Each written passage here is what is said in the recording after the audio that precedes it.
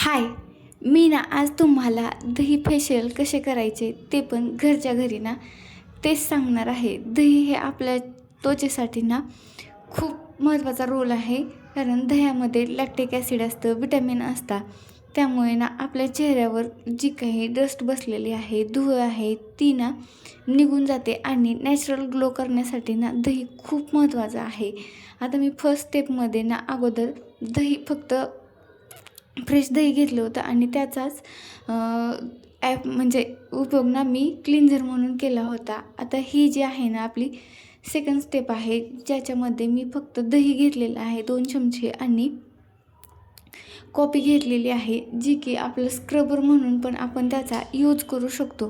कारण कॉफी थोडी जाडसर असल्यामुळे ती थोडी म्हणजे रफ असते आणि आपल्या चेहऱ्यासाठी ना ती खूप फायदेशीर आहे. कारण आणि स्क्रब कुठला पण स्क्रब ना आपल्या चेहऱ्यासाठी खरंच खूप छान रोल आहे. त्यामुळे मी सेकंड स्टेपमध्ये ना याचा उपयोग ना स्क्रबर म्हणून करत आहे.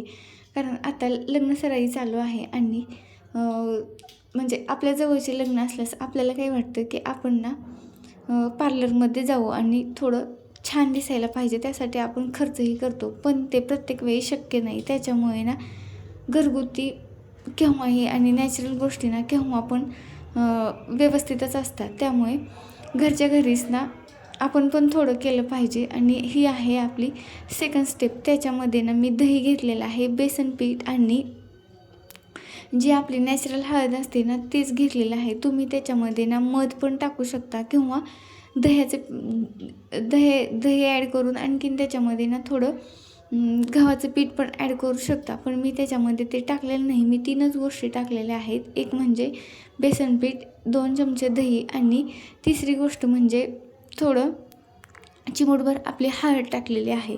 आणि या गोष्टी ना आपल्या स्वयंपाकघरामध्ये इझिली भेटून जातात. त्याच्यामुळे खर्च पण कमी आणि म्हणजे आपण घरच्या घरी करू शकतो. त्याच्यामुळे ना अशा गोष्टी पण घरी करून एकदा बघितल्या पाहिजेत. आणि सगळं पूर्ण चेहऱ्यावर अप्लाय केल्यानंतर पूर्ण चेहरा सुकला होता आणि त्याच्यामुळे नंतर मी वॉश करून घेतला आणि नंतर ना असा काहीसा दिसत होता.